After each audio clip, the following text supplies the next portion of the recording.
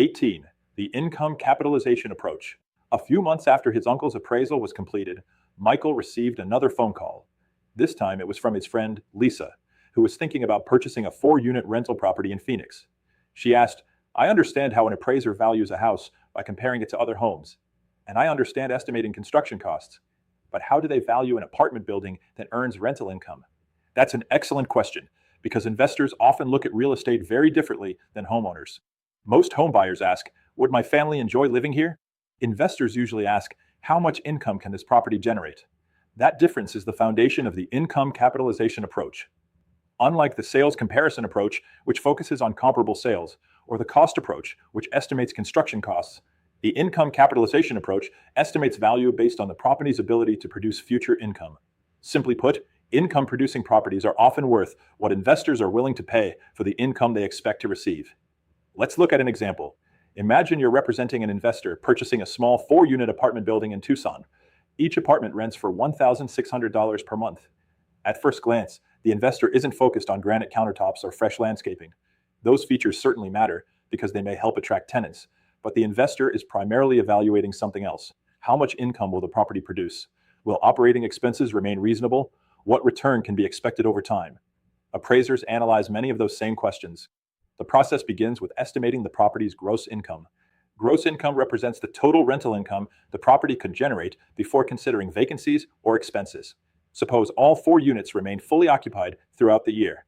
The annual rental income can be estimated based on the lease agreements and current market rents. Of course, no rental property remains occupied 100% of the time forever. Tenants move, repairs are needed, units occasionally remain vacant. For that reason, appraisers typically recognize a reasonable vacancy and collection loss based on market conditions. The remaining amount is often referred to as the property's effective gross income. Next come operating expenses. These may include property management, insurance, maintenance, landscaping, utilities paid by the owner, property taxes, and routine repairs. Notice something important. Mortgage payments are not considered operating expenses for appraisal purposes. Why? Because financing varies from one buyer to another. The appraiser is valuing the property itself, not an individual owner's loan. After operating expenses are deducted, the remaining income is called the net operating income, commonly referred to as NOI. You'll hear that term frequently when working with investment properties. Net operating income represents the property's income before debt service, depreciation, and income taxes. Now the appraiser applies another important concept, the capitalization rate, or cap rate. A capitalization rate reflects the relationship between a property's income and its value. Without getting into complex financial calculations, here's a simple way to think about it. Imagine 2 nearly identical apartment buildings. One consistently produces strong rental income with very little vacancy.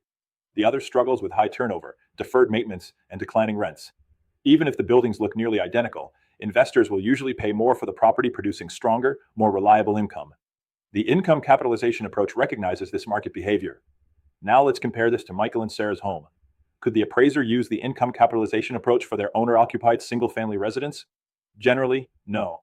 Although the home could theoretically be rented, owner-occupied residential properties are typically purchased for personal use rather than investment income. As a result, the sales comparison approach usually provides the most reliable indication of market value for those types of properties. However, if the property were a large apartment complex, office building, shopping center, warehouse, or multifamily investment property, the income capitalization approach would likely receive much greater emphasis. Here's where many agents get into trouble. An investor asks, "What's the cap rate?" The agent immediately gives an answer without reviewing the property's actual financial information. Experienced brokers know that cap rates vary based on property type, location, market conditions, risk, operating expenses, lease quality, and investor expectations. Providing unsupported financial opinions can quickly damage credibility. Instead, agents should gather accurate operating information and encourage investors to perform appropriate due diligence with qualified financial, legal, and tax professionals. Let's return to Lisa. After reviewing the apartment building's financial statements, she realized something important. The property wasn't valuable simply because it had 4 units. It was valuable because those units consistently generated reliable income. That's exactly what the appraiser was evaluating. The income capitalization approach helps estimate the value of investment real estate by focusing on earning potential rather than personal preference or construction costs. As we complete our review of the 3 traditional approaches to value, we've seen that each serves a different purpose. The sales comparison approach reflects buyer behavior. The cost approach estimates the value of constructing a similar property. The income capitalization approach measures the value of future income. In the next section, we'll bring all three approaches together as we examine the reconciliation process, the final step where the appraiser analyzes the strengths and limitations of each approach before developing a single, well-supported opinion of value. Broker tip: when working with investors, don't focus solely on the property's appearance. Ask questions about occupancy rates, rental history, operating expenses, lease terms, and future income potential. Successful investment decisions are based on both physical condition and financial performance. Online discussion. 1. Why is the income capitalization approach most appropriate for income-producing properties? Answer: income-producing properties are purchased primarily for their ability to generate future income rather than for personal occupancy. The income capitalization approach estimates value by analyzing rental income, operating expenses, and expected investment returns, making it especially useful for investment real estate. 2. Why are mortgage payments not included when calculating net operating income?